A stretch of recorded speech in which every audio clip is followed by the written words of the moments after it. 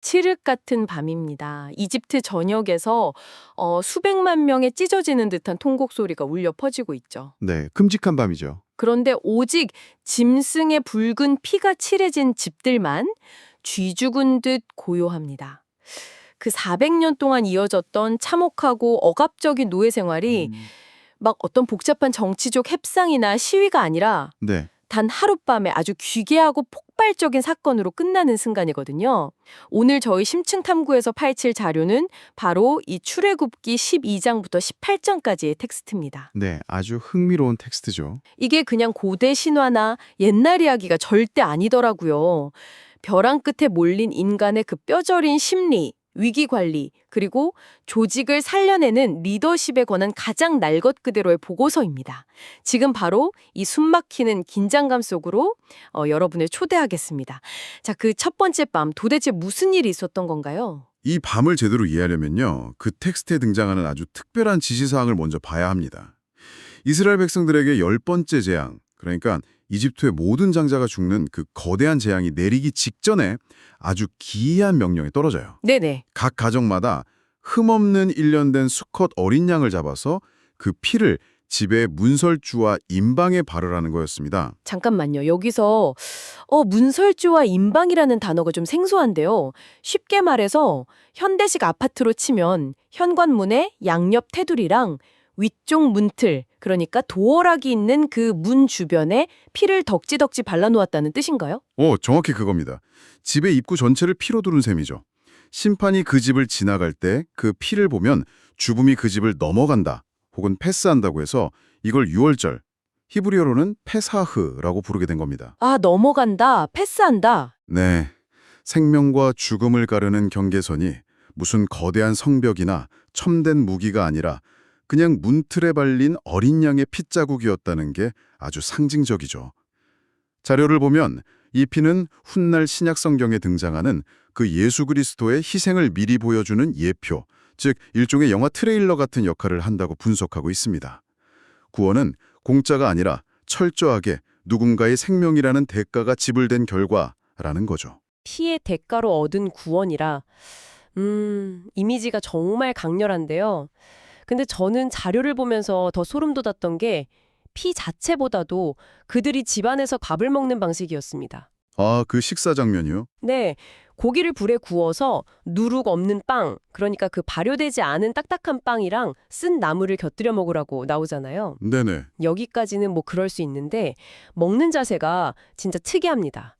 허리에 띠를 띠고 발에 신발을 신고 손에 지팡이를 잡고 급히 먹으라고 하거든요. 지금 이 심층 탐구를 들으시는 분들 오늘 저녁 식사를 이렇게 한다고 한번 상상해 보세요. 아주 불편하겠죠. 신발끈 꽉 묶고 겨울용 외투 입은 채로 한 손에는 당장 시동 걸 차키를 쥐고 선채로 밥을 막 씹어 삼키는 겁니다. 이건 식사가 아니라 완벽한 출동 대기 상태잖아요. 맞습니다. 그 역동적인 자세야말로 이스라엘 백성들에게 요구되었던 새로운 삶의 태도입니다. 당장 사이렌이 울리면 과거를 뒤로하고 뛰쳐나갈 준비가 되어 있어야 한다는 거죠.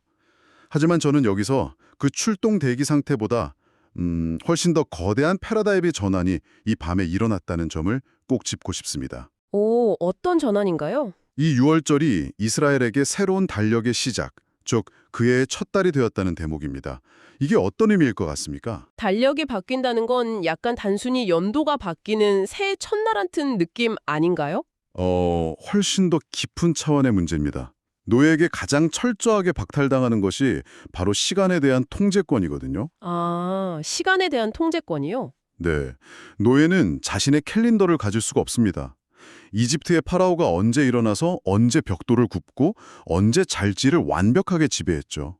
누군가 내 시간을 통제한다는 건 그냥 내 존재 전체를 소유했다는 뜻입니다. 와, 진짜 그러네요. 그런데 6월절을 기점으로 완전히 새로운 달력이 시작되었다는 건요. 시간의 주인이 파라오에서 신으로, 그리고 마침내 자유인인 자기 자신으로 넘어왔음을 선언하는 겁니다. 당신의 일상을 지배하던 주체가 완전히 뒤바뀌는 진정한 해방의 시작인 거죠. 와, 시간의 통제권이 노예 상태를 규정한다는 통찰. 이거 진짜 날카롭네요. 내가 내 시간을 마음대로 쓸 수 없다면 현대 사회에 살고 있는 여러분이나 저도 어떤 의미로는 누군가의 노예로 살고 있는 것일 수도 있겠다는 생각마저 듭니다. 충분히 그렇게 볼 수 있죠. 아무튼 그들은 그렇게 400년 노예 생활에 퇴직금을 정산받듯이 이집트인들에게서 은과 금, 폐물을 아주 당당하게 요구해서 들고 나옵니다.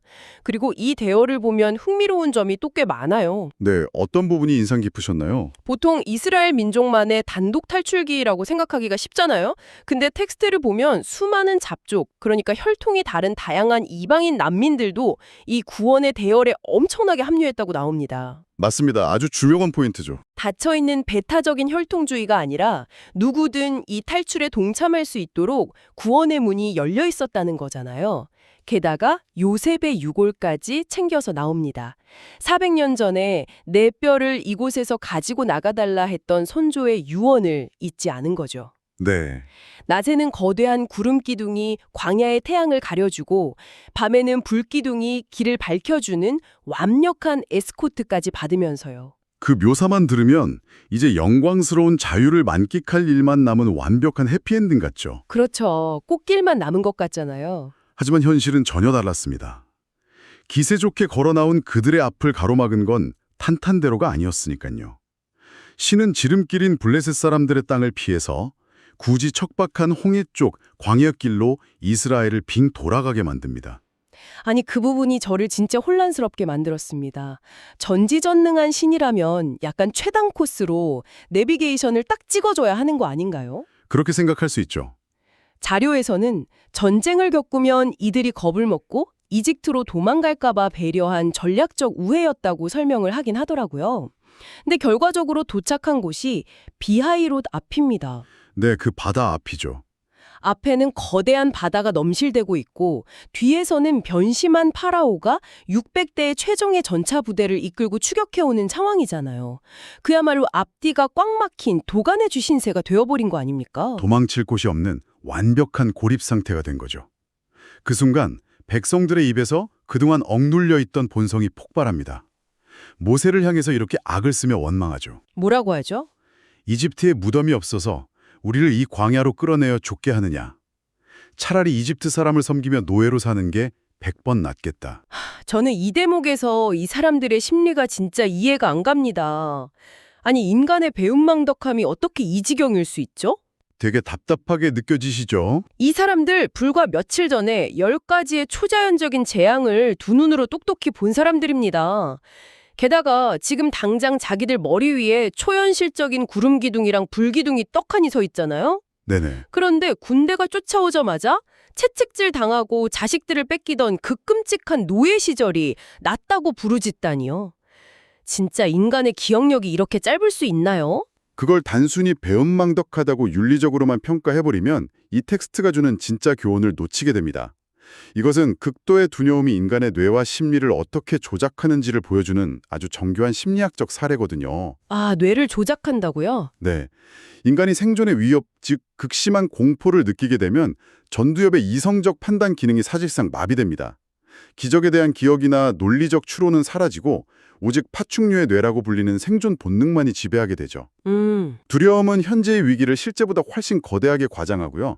반대로 과거의 고통은 아름답게 미화해버립니다. 와, 과거를 미화한다. 그렇죠. 노예 시절에 그 끔찍했던 채찍질과 굴욕은 머릿속에서 지워버리고 그저 밥은 굶지 않았고 당장 죽을 일은 없었다는 가짜 안전함만을 그리워하게 만드는 겁니다. 아, 과거의 맹목적인 미화. 이거 우리 일상에서도 너무 자주 보는 현상 아닌가요? 직장 생활이나 인간관계에서 최악의 대우를 당하고 간신히 빠져나왔는데 네. 그런 경우 많죠. 새로운 환경에 주는 두려움과 불확실성에 부딪히면 그래도 예전 회사가 밥은 잘 줬지. 그래도 그 사람이 나한테 잘해줄 땐 참 다정했는데 하면서 끔찍했던 과거로 스스로 걸어 들어가려고 하는 거예요. 맞습니다. 그 트라우마 결속 현상이랑 정확히 똑같네요. 두려움이 기억의 편집자가 되어버린 셈입니다. 근데 이렇게 패닉에 빠진 백성들 앞에서 모세가 내놓은 리더십이 정말 압도적이더라고요. 어떤 부분이죠? 너희는 두려워하지 말고 가만히 서서 오늘 너희를 위하여 행하시는 구원을 보라. 아주 철저하게 정적인 리더십이거든요. 내가 다 알아서 할 테니 너희는 구경이나 해라. 이런 느낌으로요. 그런데 그 모세의 카리스마 넘치는 선언 직후에 나오는 신의 반응을 주의 깊게 보셔야 합니다. 모세는 방금 가만히 서 있으라고 멋지게 선언했는데 신은 오히려 모세를 향해 이렇게 명령합니다. 네. 너는 어찌하여 내게 부르짖느냐? 이스라엘 자손에게 명령하여 앞으로 나아가게 하라. 잠깐만요. 모세는 백성들에게 가만히 서 있으라고 했는데 신은 왜 소리치냐, 당장 앞으로 가라 하고 화를 내는 건가요? 지금 리더랑 최고 결정권자 사이에 완전히 사인이 어긋난 거 아닌가요? 표면적으로는 충돌하는 것처럼 보이죠? 하지만 사실 이 두 가지 명령의 결합이야말로 믿음이라는 개념의 완벽한 본질을 보여줍니다. 어떤 점에서요? 우리가 통제할 수 없는 거대한 위기 앞에서 우리는 결과를 신에게 맡기는 가만히 서 있는 정적인 신뢰를 가져야 합니다. 하지만 그것이 현실 도피나 방관을 의미하는 건 아니거든요. 아, 동시에 아직 바다가 갈라지지 않았고 눈앞에 출렁이는 시퍼런 물결이 그대로 있음에도 불구하고 거기를 향해 발을 내딛는 동적인 용기가 병행되어야 한다는 겁니다. 기적이 일어나서 걷는 게 아니라 걷기 시작할 때 기적이 일어난다는 아주 역설적인 진리죠. 와. 가만히 맡기는 신뢰와 물속으로 발을 밀어넣는 요기가 동시에 작동해야 한다는 거군요. 정확합니다. 결국 신의 구름 기둥이 뒤로 이동해서 추격하던 이집트 군대에게는 칠흑 같은 어둠을 내리고 이스라엘에게는 빛을 선사합니다. 밤새도록 부는 강력한 동풍이 바다를 갈라 마른 땅을 만들어버리죠. 네. 이스라엘 백성은 칼 한 자를 휘두르지 않고 바다를 건너 구원을 받고 이집트 군대는 다시 합쳐진 거대한 물살에 수장됩니다. 그리고 이어지는 장면은 진짜 한편의 뮤지컬 같아요. 그렇죠. 아주 극적이죠. 과거의 그 아기 모세를 나일강 갈대밭에 숨기고 조마조마하게 지켜보던 그 작은 소녀 미리암이 이제는 수백만 명의 여인들을 이끌고 소고를 치며 승리의 춤을 추는 예언자가 되었습니다. 엄청난 카타르시스잖아요. 죽음의 위기를 넘긴 완벽한 구원의 환희죠. 하지만 그 벅찬 감격이 과연 얼마나 갔을까요? 이스라엘의 시선이 바다를 건너 광야라는 현실로 향하는 순간 텍스트는 인간 본성의 또 다른 밑바닥을 보여주기 시작합니다. 맞아요. 여기서 인간 본성의 진짜 모순이 여지없이 드러납니다. 죽음은 면했는데 당장 목이 마르니까 그 구원의 감격이 정확히 3일 만에 증발해버리더라고요. 겨우 사흘이었죠. 수르 광야에서 3일 동안 물을 찾지 못하다가 마침내 마라라는 곳에 도착했는데 물이 너무 써서 마실 수가 없었죠. 그 위대한 환희의 찬양은 불과 4일 만에 모세를 향한 맹렬한 분노와 원망으로 바뀝니다. 네.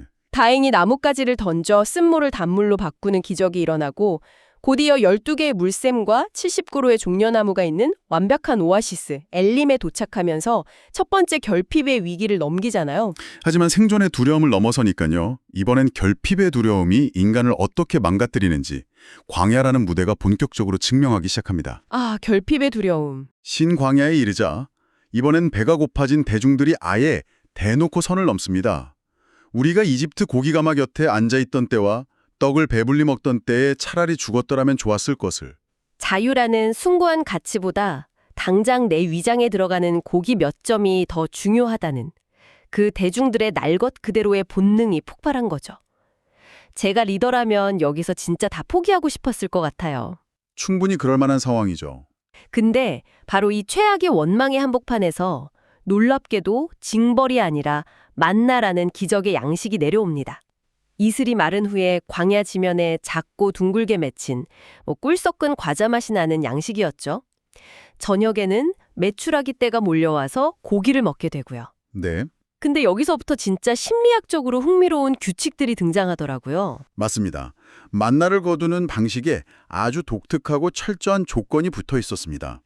각자 하루에 먹을 딱 그 분량만 거두어야 하고요.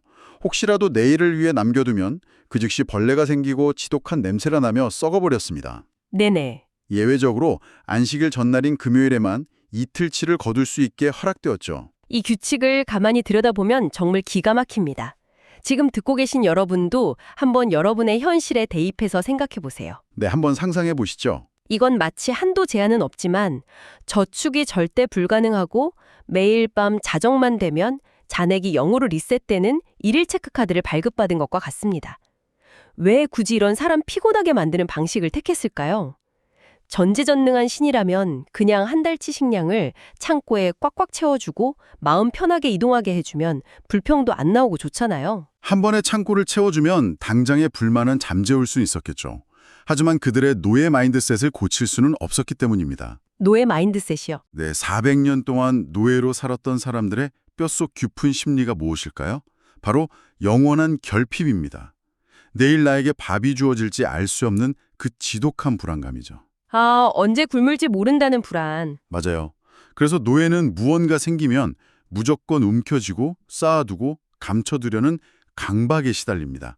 하지만 신은 만나의 규칙을 통해 그 결핍의 심리를 강제로 리셋시킵니다. 어떻게 리셋시키죠? 내일을 업정하며 썩어질 것을 쌓아두지 마라.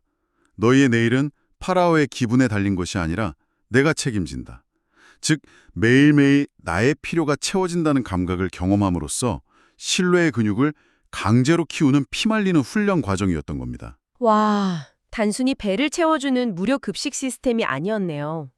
쟁여두고 싶은 인간의 불안한 본능을 꺾고 매일매일 절대자에게 의존하는 법을 몸에 새기는 훈련이었군요. 바로 그겁니다. 그래서 광야는 가나안으로 가기 위해 어쩔 수 없이 지나가야 하는 버려진 땅이 아니라 철저하게 기획된 기숙학교였던 셈입니다.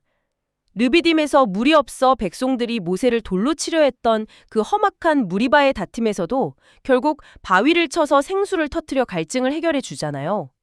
결국 광야는 어떻게 신뢰할 것인가를 배우는 커리큘럼이었네요. 광야라는 학교의 핵심을 아주 정확히 짚으셨습니다. 목적지에 도달하는 것만큼이나 그 목적지에 걸맞은 존재로 변화되는 과정이 중요했던 거죠. 맞아요. 그런데 내부적인 생존 문제, 즉 먹고 마시는 문제가 어느 정도 해결되자 이번에는 전혀 다른 성격의 위기가 찾아옵니다. 바로 외부의 적, 아말렉이라는 전투민족이 이스라엘의 후미를 기습한 겁니다. 여기서부터는 지금까지처럼 투덜대면 물이 나오고 떡이 떨어지는 차원을 넘어가더라고요. 네, 완전히 다르죠. 완전히 새로운 차원의 리더십과 시스템이 요구되는 전장으로 시선이 이동합니다. 이 아말렉과의 전투 장면은 아주 시각적이고 직관적이에요. 산 아래 실제 전장에서는 젊은 장군 여호수아가 칼을 들고 피 튀기며 싸우고 있습니다. 네. 그런데 산꼭대기에서는 최고 리더인 모세가 하늘을 향해 기도의 손을 번쩍 들고 있죠. 이 전투의 승패를 가르는 메커니즘이 대단히 흥미롭습니다. 모세가 손을 들면 아래쪽에 이스라엘 군대가 이기고 피곤해서 손을 내리면 이스라엘이 밀립니다. 신화적인 묘사 같지만 이것을 조직 관리의 관점에서 바라보면 아주 중요한 통찰을 얻을 수 있습니다. 어떤 통찰이죠? 산 위에서 리더의 손이 내려온다는 건 전장에서 목숨 걸고 피 흘리는 군인들에게는 우리의 비전과 방향성이 흔들리고 있다. 혹은 리더가 무너지고 있다는 치명적인 시각적 신호였을 겁니다. 아, 그렇겠네요. 리더의 피로가 조직 전체의 사기 저하로 실시간 연결되는 거죠. 아니 모세도 팔이 부러질 것 같은 평범한 80대 노인 아닙니까? 팔이 내려가는 건 너무 당연하죠. 그때 모세의 양옆으로 아론과 훌이라는 조력자들이 다가옵니다. 네, 중요한 장면이죠. 그들이 돌을 가져다 모세를 앉히고 양쪽에서 모세의 무거운 팔을 물리적으로 떠받쳐 올리죠. 결국 해가 질 때까지 모세의 손이 내려오지 않았고 이스라엘은 완벽한 승리를 거둡니다. 이 장면은 진짜 시사하는 바가 커요. 어떤 점이 인상적이셨나요? 아론과 훌이 단지 노인의 관절 통증을 줄여준 게 아니라 조직의 꺾여가는 모멘텀을 공동체가 연대해서 물리적으로 지탱해낸 시스템의 승리인 거잖아요. 완벽한 해석입니다. 그 어떤 위대한 카리스마 리더도 혼자서는 승리할 수 없다는 걸 텍스트는 단호하게 선언합니다. 전장에서 칼을 휘두르는 행동력, 산 위에서 방향성을 잡고 영적 권위를 세우는 리더십, 그리고 그 리더의 한계를 보완하며 양팔을 받쳐주는 공동체의 협력, 이 세 가지가 완벽하게 맞물려 돌아가야만 외부의 적을 이길 수 있다는 걸 보여준 거죠. 와. 그리고 이 승리 직후의 분위기를 완전히 반전시키는 인물이 하나 등장합니다. 바로 모세의 장인이자 이방인 미디안 제사장인 이드로입니다. 네. 그는 이집트에서 이스라엘이 어떻게 탈출했는지 듣고는 여호와가 모든 신보다 크시다라며 감격적인 신앙 고백을 하죠. 구원의 소문이 이방인의 세계관까지 뒤집어 놓은 겁니다. 근데 이 노련한 장인 이드로가 이스라엘 진영에 며칠 머물면서 모세가 일하는 방식을 가만히 관찰하더니 아주 뼈 때리는 조언을 던집니다. 이드로의 눈에 비친 모세의 업무 방식은 그야말로 재앙에 가까웠거든요. 당시 모세는 수백만 명의 백성들이 매일같이 쏟아내는 온갖 크고 작은 다툼과 분쟁들을 아침부터 저녁까지 혼자서 재판하고 있었습니다. 혼자서요? 세상에. 모세 앞에는 끝없는 대기줄이 들어서 있었죠. 이드로는 이 비효율적인 광경을 보고 정확하게 진단합니다. 네가 하는 일이 옳지 못하다. 너도 피곤하고 너를 기다리는 백성도 기력이 쇠할 것이다. 이 일은 네가 혼자 할 수 있는 게 아니다. 네네. 그리고는 역사상 가장 탁월한 조직론 중 하나를 제안합니다. 능력 있고 진실한 자들을 뽑아 1000부장, 100부장, 50부장, 10부장이라는 계층적 리더들로 세워 권한을 위임하라는 것이었죠. 저는 이 상황을 현대의 비즈니스 세계에 비유해보고 싶어요. 모세는 지금 수백만 명의 직원을 거느린 엄청난 유니콘 스타트업의 CEO입니다. 아주 재밌는 비유네요. 근데 이 대표가 자기 비전에 너무 심취한 나머지 말단 직원의 10,000원짜리 법인카드 용수증 처리부터 탕비실 커피 믹스 브랜드 결정하는 것까지 혼자 다 결제를 하고 있는 겁니다. 상상만 해도 끔찍하죠. 대표 본인은 번아웃 직전이고 결제를 기다리는 직원들은 지쳐 쓰러지는 최악의 병목 현상이 발생한 거잖아요. 그때 외부에서 온 백전노장 경영 컨설턴트인 장인 이드로가 나타나서 대표님이 다 맞다 해도 이렇게 일하시면 회사 망합니다 하면서 권한 위임 가이드라인과 조직도를 완벽하게 짜주고 간 겁니다. 아주 적절한 비유입니다. 이 에피소드는 거대한 조직이 성장할 때 가장 큰 걸림돌이 무엇인지 보여줍니다. 바로 모든 것을 통제하려는 리더의 강박이죠. 아, 강박이요? 모세는 이드로라는 외부인의 쓴소리를 기분 나빠하지 않고 즉시 수용해서 시스템을 개편합니다.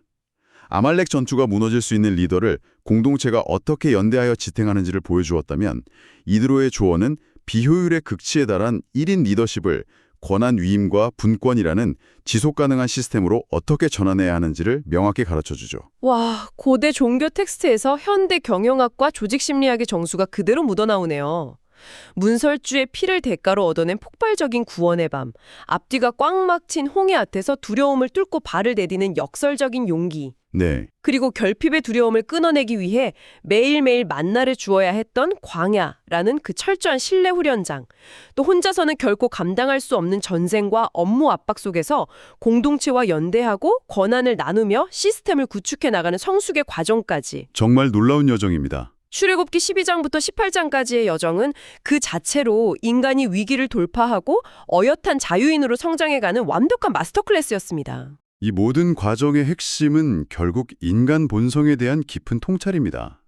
극한의 위기 앞에서 인간은 끊임없이 두려워하고 기억을 왜곡하며 과거에 편안했던 노예 생활을 맹목적으로 그리워하잖아요. 맞아요. 하지만 신은 그들을 다그치기만 하는 것이 아니라 막힌 길을 가르고 매일 일용할 양식을 주며 때로는 외부인의 지혜를 빌려 그들을 조금씩 성숙한 공동체로 빚어갑니다. 위기는 언제나 오지만 그 위기를 대하는 우리의 근육이 어떻게 자라나느냐가 중요하다는 묵직한 메시지죠. 자, 이제 이 길고 웅장했던 열정의 거울을 현재 우리 삶으로 돌려보죠. 지금 이 이야기를 듣고 계신 여러분, 당신이 마주하고 있는 앞뒤가 꽉 막힌 홍해는 무엇입니까? 도저히 빠져나갈 구멍이 보이지 않는 그 절망의 순간, 극도의 두려움에 사로잡혀서 과거의 상처투성의 환경을 미화하며 차라리 그때가 나았다며 퇴보를 꿈꾸고 있지는 않으신가요? 혹은 가까스로 그 홍해를 건너 자유를 얻었음에도 당장의 배고픔과 불안감 때문에 진정한 성장을 포기하고 과거의 고기가마 곁으로 돌아가려고 발버둥치고 있지는 않습니까? 위기의 순간, 결핍의 순간에 우리는 무언가를 강박적으로 움켜쥐려 하죠. 하지만 광야의 만나 훈련은 우리에게 매일매일 꽉 쥔 손을 펴고 오늘 주어지는 새로운 공급을 신뢰하라고 가르칩니다. 바로 그 지점에서 오늘 탐구한 자료에 아주 짧지만 폐부를 찌르는 날카로운 문장 하나를 여러분에게 던지고 싶습니다. 어제의 만나가 오늘의 양식이 될 수 없습니다. 아주 강렬한 문장이네요. 우리는 종종 과거에 얻었던 짜릿한 깨달음, 예전에 성공했던 눈부신 경험, 혹은 과거에 뜨거웠던 열정이라는 어제의 만나만으로 오늘이라는 혹독한 광야를 버티려고 합니다. 과거에 기대는 거죠? 네, 과거의 영광을 냉장고에 꽉꽉 채워두고 그것만 파먹으며 사는 겁니다. 하지만 텍스트는 경고합니다. 어제 주운 만나는 하루가 지나면 벌레가 생기고 지독한 냄새를 풍기며 부패해버린다고요. 신앙이든 지식이든 삶의 지혜든 오늘 새롭게 부딪히며 거두어들이지 않으면 결국 과거의 유물로 썩고 맙니다. 매일매일 새로워져야 한다는 뜻이군요. 그렇습니다. 그래서 마지막으로 묻겠습니다. 지금 듣고 계신 여러분, 당신은 오늘 당신만의 신선한 만나를 거두기 위해 아침 광해로 나아가셨습니까? 아니면 이미 썩어버린 어제의 영광과 기억에만 의존한 채 영적인 혹은 지적인 굶주림 속에서 서성이고 계십니까? 오늘의 심층 탐구는 여기까지입니다. 이 묵직한 질문이 오늘 하루 여러분의 마음속에 깊은 여운과 새로운 용기로 남기를 바랍니다.